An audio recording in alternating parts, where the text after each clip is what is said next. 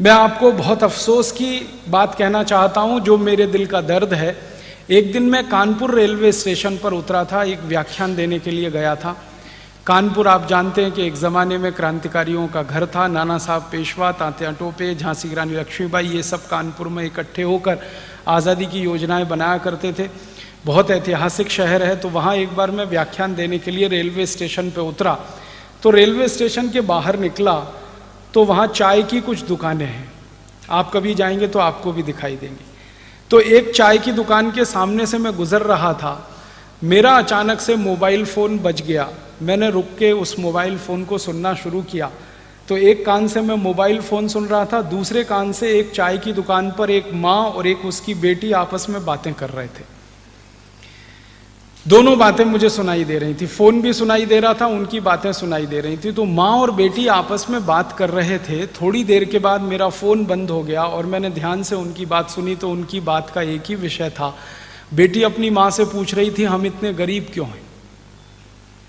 तो उसकी माँ समझा रही थी कि हम गरीब इसलिए हैं कि भगवान ने हमको ऐसा बनाया।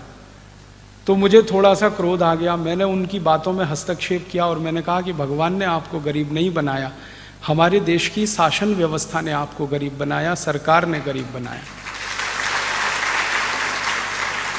अगर भगवान ने आपको गरीब बनाना होता तो भारत में आपको जन्म क्यों देता?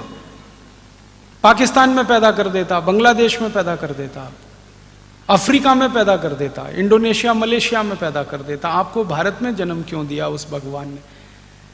जो स्वर्ण भूमि है, जो पुण्य भूमि है, जो शहीदों की भूमि है, महापुरुषों की भूमि है, जो हजारों साल तक सारी दुनिया का केंद्र रही है, ऐसे देश में आपको जन्म मिला है। तो ये तो आप भूल जाइए कि भगवान ने आपको गरीब बनाया। इस देश की सरकार की नीतियां हैं जिन्होंने आपको गरीब बनाया। तो ऐसी बात जब मेरी उनकी शुरू हुई तो मैंने उनका परिचय पूछ लिया, आप कौन हैं, कहाँ के रहने वाले हैं, ये चाय की दुकान कब से चलाते हैं, वगैरह वगैरह। जब उन्होंने परिचय दिया तो मेरे पैर के नीचे की जमीन हट गई। मुझे ऐसा लगा कि मैं कहीं बहुत नीचे गिर गया हूँ। वो माँ ने, उस बेटी ने परिचय दिया कि हम तात्या टोपे के वंशज हैं और हमारी गरीबी ने हमको चाय बेचने के लिए मजबूर किया है। उस दिन मैंने अपने आप से ये पूछना शुरू किया कि तात्या टोपे के वंशज अगर इस देश में चाय बेच रहे हैं, कौन सी आज़ादी की बात हम कर रहे हैं? और उससे ज़्यादा क्रोध मेरे मन में इस बात का है कि तात्या टोपे जिन्होंने पूरी जवानी इस देश के लिए अपनी लगाई, आप जानते हैं सबसे देर में पकड़े गए तात्या टोपे।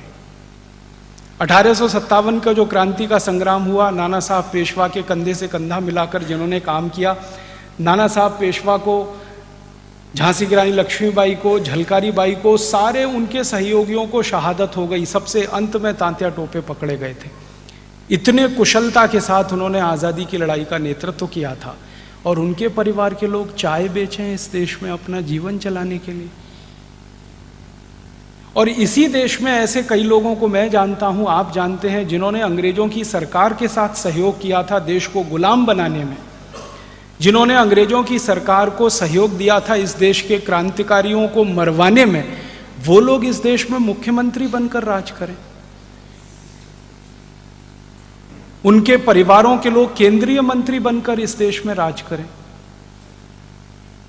आप जानते हैं एक इस देश में सिंधिया परिवार है जिसने अंग्रेजों की कितनी मदद की है, अंग्रेजों से कितनी वफादारी उन्होंने निभाई है।